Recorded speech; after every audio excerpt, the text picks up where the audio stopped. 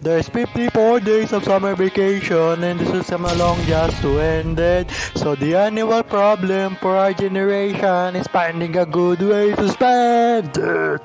Like maybe learning to edit or making a floor plan or making a 100-page website.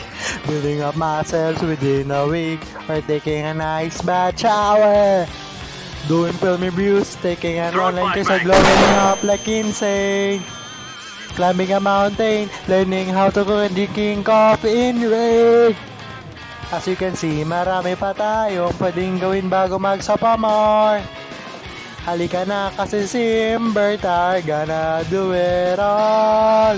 Halika na kasi Simber, tayo gonna do it all. Ma'am, Simber, tayo nababaliw na. Book review. Gagi. Yo, what's up, Teacher Albert? It's Pas Albert. Then we're gonna read a book today titled The Way of the Superior Man. Hindi ko alam, nasa recommended list ko to. Tapos ngayon lang ako nagkaroon ng oras para magbasa ulit. Then, we're gonna see. I-speedrun natin to. Then, isusulat natin yung mga key lessons ito sa notebook ko. Then, ayun lang. At least, may bago tayong matutunan ngayong araw na to. Pagkatapos na to, di ko alam kung matatapos ko siya ngayon kasi like ngayon, naghintay ako ng message sa GC namin kung may pasok. So, tatapusin ko ata muna isang chapter. Pero ngayong araw ko na siya tatapusin. Kasi nga, book review. Purified. So, ayan. Paano ko ba yung setup ng camera? So, ganyan. Ito yung digital copy niya. Di po ako pirata. Pero, start tayo sa part 1, titled The Man's Way. So, ayan, speedrun na natin.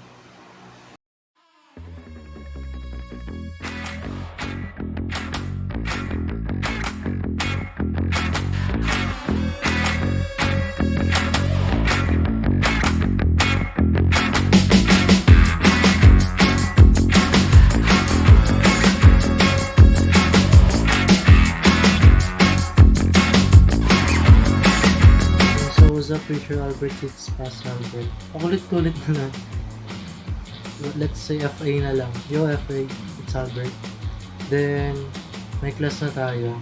Then, I gather up till part 8 of hindi siya part 8. Hindi. Part 8 nga siya of part 8 from chapter 1. Mahaba-haba pa lang. Ang ganda pa lang ng libro ito. May explain ko yung mga sinasabi. So, ayun, break muna tayo.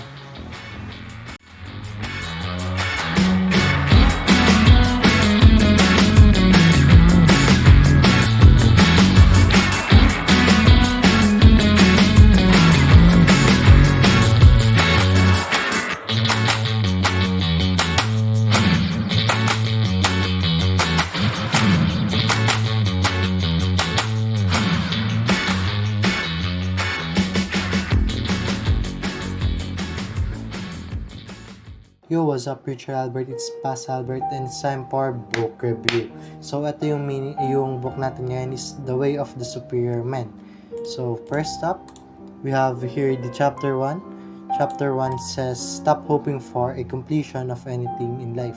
Dito nagsasabi lang yung chapter na to na we should be always focused on growing, and then as a focus of growing, we should allot 1 hour of our daily lives to do what we want, anything we want, just completely for that 1 hour. Dapat walang excuse. Then we have here the chapter 2. Chapter 2, live with an open heart even if it hurts. We should accept criticism, both open hearts and open mind. Then we have here the chapter 3, live as if your father were dead. Hindi siya literal na meaning, pero sabi dito, we should not be oppressed by the obligations or the expectations of others. So, ayan, chapter 3 yan. Here we have know your real edge and don't fake it. Real edge siya na, hindi siya rigged. So, here we have, we should never, we should never fake our edge or yung kakayahan natin, but to grow it. Cause may binigay dito na example. Dapat daw honor yung choices natin and be yourself. Kasi pag hindi, you will be lost in a man's way. Next up, always hold your deepest realization. So dito, know your goal, know your purpose, and know your life. Meron bang given dito? Everything daw is a process, and anything that isn't a process is secondary. Yan, cynical tayo dyan. So, we have here, meditate and pray. Sabi dito sa man's way. Next, we have, never change your mind just to please a woman. So, ito talamak na nangyayari sa future world. So, we should never change your mind just to please a woman. Ano pa nga nagsisiraan dati sa mga tropa na dahil sa babae. Pero, ayan, should never change your mind just to please a woman. And always think with an open mind, syempre. Next, your purpose must come before your relationship. So, medyo connected siya sa chapter 5. Dapat daw may purpose tayo. Tapos yung relationship na i-build natin in the future must not come before our purpose. Binaliktad ko lang. Binaliktad lang, Para bang given dito?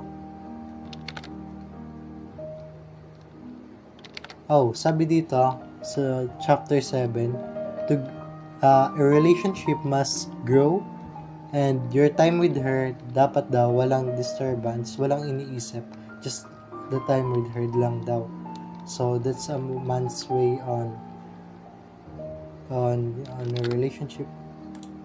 Then we have lean just beyond your edge. So dito, push yourself to the limit, blah blah blah, and alam natin yan, just push the limit. Next, chapter 9, do it for love. Sabi dito, do not go to a relationship just because for pleasure or for gain.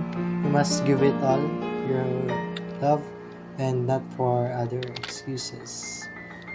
Next, enjoy your friend's criticism. Ito medyo maganda to. May sinabi dito sa scenario. Sabi dito sa enjoy your friend's criticism.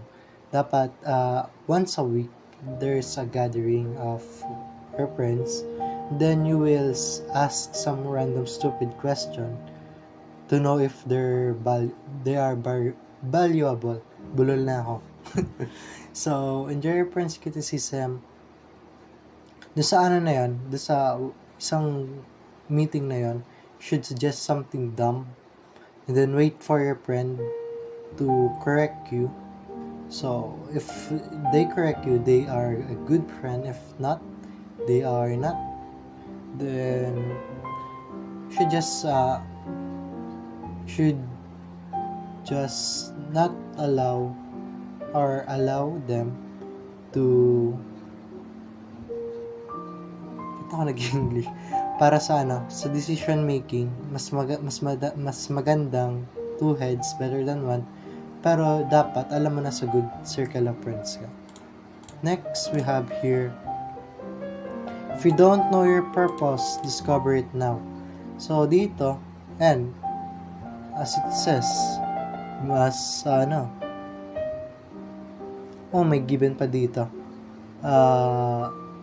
Sabi dito, pag nakuha mo na yung purpose mo, hindi na siya trabaho or hindi na siya relationship. It is a opportunity and it is a gift. Kasi masaya ka sa ginagawa mo. So, alam ko na yung purpose ko, tas ayan, try natin maging kung ano yung purpose natin.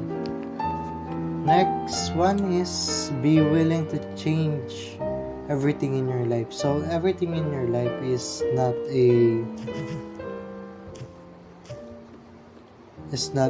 always there. Like life is always changing. So medyo pasensya na, hindi ako sanay magsalita. Ganyan talaga. Pero sabi dito, if you have no motivation doing something else or you have no regret on messing up, you feel clear and unconfused when messing up. Tapos, meron kang increase of energy when quitting. tapos hindi mo sinasabi mo, wala namang kwento yung ginagawa ko, then you should change your goal ata. Change your goal in life and find who you are, kasi hindi yun yung para sa'yo. Pag yun yung 5 given na yun, fine.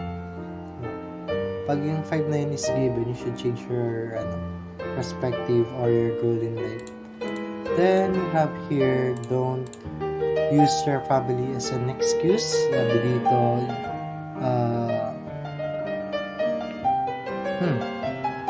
be a role father model daw. Sabi dito, if you read the book, ayun yung nakasulat sa notes ko. Tapos, don't cheat on your family. Next, don't get lost in tasks and duties. So, dito, medyo yan.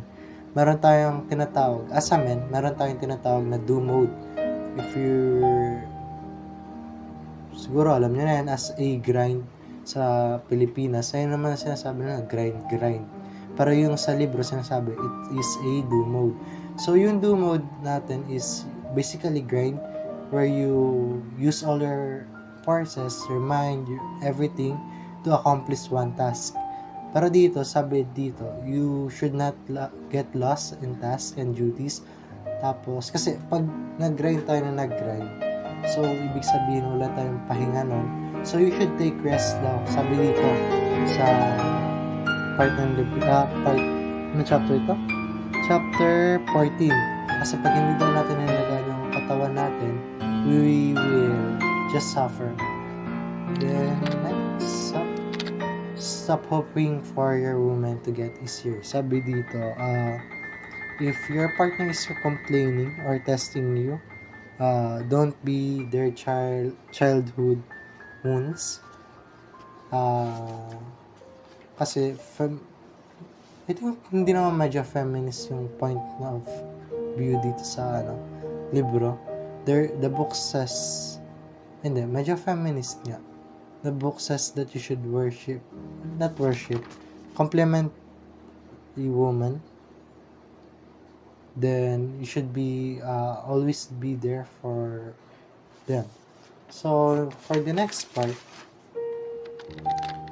summarize ko na lang yung mga chapters. Sa part 2, meron tayong 7 chapters. So, sa chapter 1, women are not liars daw. Pag nagsabi sila na gusto nila, means ayaw nila, minsan, you should ask for 2 times daw tayo mag-ask. Then, we have chapter 2, should praise women, kasi gusto nila daw yan. Chapter 3, tolerating her will be resenting her to be open and criticize her in a good way. So, dito daw, pag they make a rough decision, kunyari, may given a scenario dito. If there is a crazy woman and then a good woman, so sa crazy woman daw, if you tolerate her, it will be the end of you, ata. Ayun yung pagkakaintindi ko. Then, a good woman never tolerates you pag ikaw naman yung mali. Then, ikaw yung sasabihan niya. Then, you should go back to just chapter 1 and accept it. Open-minded, open-hearted. Next, working with hindi pa pala tapos. Chapter 3 pa lang yun. So, chapter 4, woman's mood are like weather, constantly changing. Dapat alam daw yan ng every man. Hindi ko alam. Next up, don't say fix your own problem. Ito medyo red flag daw if you say to a woman that fix your own problem. May sinabihan na ba? Wala naman nata. Number 6, stay with her but know your limits. Ito medyo tanga ako dito. Aminado. So, stay with her but know your limits to let go. Minsan, if you're admiring someone and then even though it is not reciprocating the energy you give, you just let go. But if you want her, then you should stick around and wait. Pero may sinasabi sa ibang part ng book kung ano yung decision making dito. So, chapter 7, don't force her to make a decision. Dito, medyo nagko-contradict yung point of view ng ibang tao. Kasi modern world na ngayon,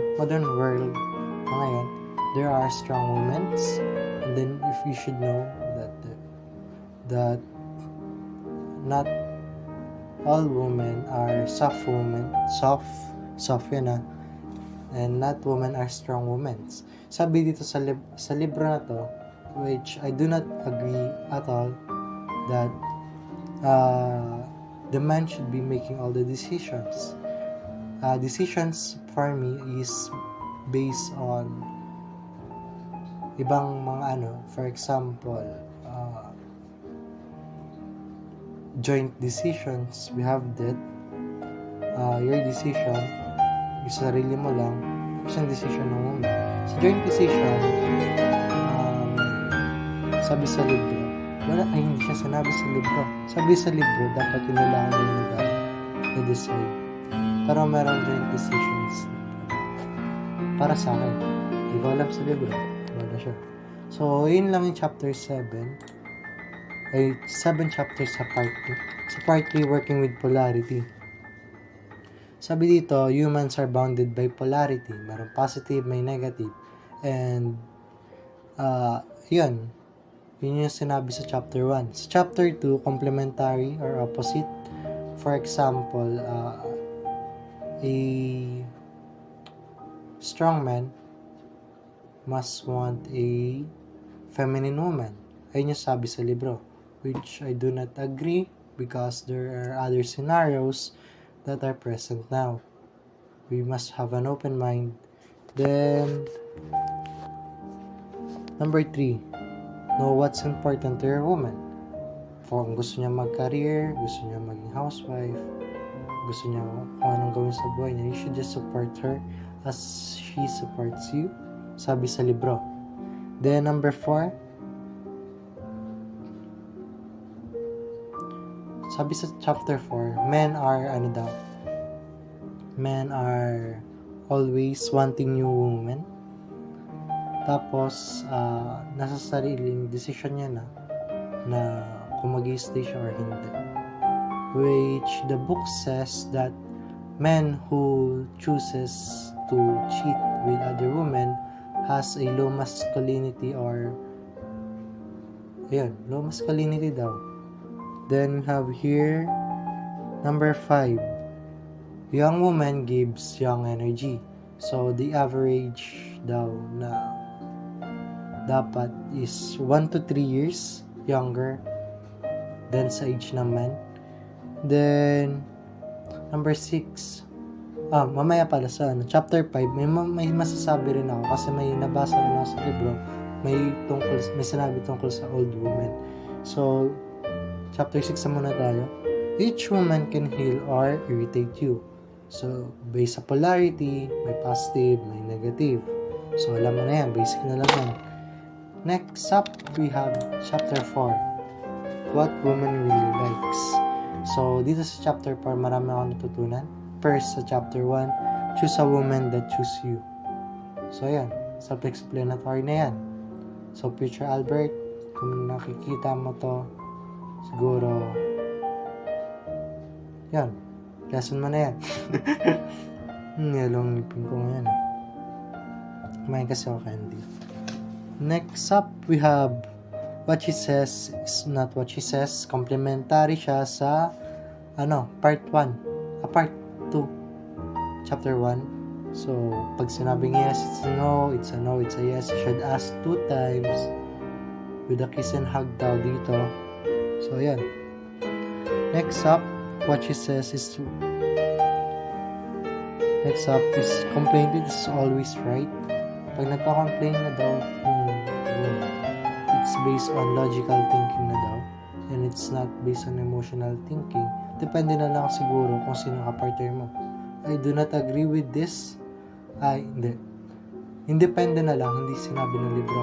sinabi ng libro na lagi daw tama yung complaint ng babae. Well, medyo ata madalas, pero I see some complaints na hindi naman based on logical thinking. So, ayun. Number 4, she doesn't want to be number 1. So, a good woman daw does not want to be number 1 on your priority list. She wants to be on the third. Pangatlo daw. Your goal, your family, and a woman. So, sa relationship, syempre, magsisecond na siya pag family mo na siya. Then, number 5, track records are meaningless. So, if you go to a relationship based on sa libro lang tayo, lahat daw ng achievements mo sa buhay ay walang halaga sa kanya. Sabi sa libro, track records are meaningless. Or, we can summarize this as past. Walang halaga yung past nyo as long as kayo yung present. Ayun yung pagkakaintindi ko. Please correct me if I'm wrong. Then, we have here Part 6. Part 4, Chapter 6. Relax. A woman daw gusto mag-relax sa tabi mo and you should have the lead. I do not agree on this. Well, partly. Medyo dominant din, pero depende yun sa woman. Based kasi sa libro, feminine pa yung babae. Tapos, the book says that they should be, feminine. Sorry, nagugulan na. Then, we have here the part 5. Part 5 is your dark side. Welcome to the dark side. So, here we have always searching for freedom. As a man daw, we are always searching for freedom. Medyo totoo. Hindi siya medyo totoo. It's true. I agree on this, We are always searching for freedom. Next up, we have own your darkest desires. Medyo weird daw magkaroon ng kinks. Yun yung chapter 2. Number 3, be brave and confidence. Hold up. So, a good woman, your dark side daw, to overcome your dark side, you must have confidence and be brave. Number 4, match her energy daw. Ayun lang yung 4 na chapters. Ayun lang natutunan ko sa chapter 5. Medyo maikli lang yung chapter 5. We have here chapter 6, feminine attractiveness. So sa chapter 1, feminine is abundant. Sabi dito, maraming daw isla sa dagat. Yung old saying na yun. Then we have here old woman. Ito na. Old woman has their own energy. They are more critical thinking and logical thinking than younger women. And if you're dating a older woman daw, you must be submissive to them for their knowledge. Di ko alam kung totoo. Di ko alam kung ano. I do not have any intentions on doing that. Or I don't have ideas on that. Pero ayun yung sabi ng libro. Next, lust to gifts daw. Attractiveness based sa libro is is made from lust. Then yung lust daw na yun, we should convert it to to gifts. Anong gift yung lust yan?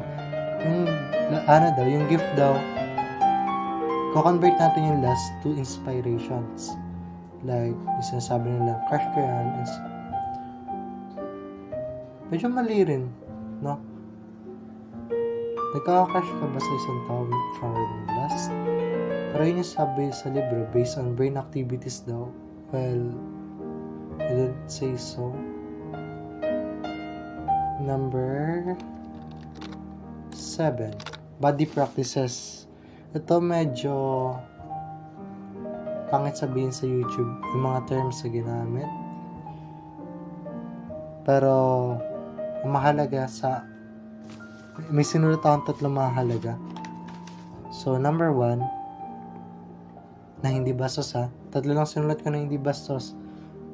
Number 1, know the consequences. Ito yung sinasabi sa ano yan. May part ng ejaculation sa ito. Basta yun. We're talking sa scientific term. Know the consequences daw. Mag-ejaculate sa loob, magkaka-baby, you should know that there's no walang halong mali siya to. Then we have number 2, sabi dito sa body practices, to overcome the fears, to overcome yung kaba, ano pa ba? To overcome open-mindedness, we should inflate the lungs and breathe downwards like this. Yung yung body daw natin magsi-circulate ng energy towards the body. Yay! Then we have here the number 3, spine pleasure. You should know that if you're a boy, if you're a girl, you shouldn't know that. Pero spine pleasure, you know that. Pinilit ginaslight. Then we have here the part 8, men and women yoga. You should know that. Peter Albert, I read those. Di ko explain kasi bastos yan. Yun lang. And that's for a wrap for the book review natin. Titled The Way of the Superior Man. So, based sa mga natutunan ko dito sa libro na to, I should adopt new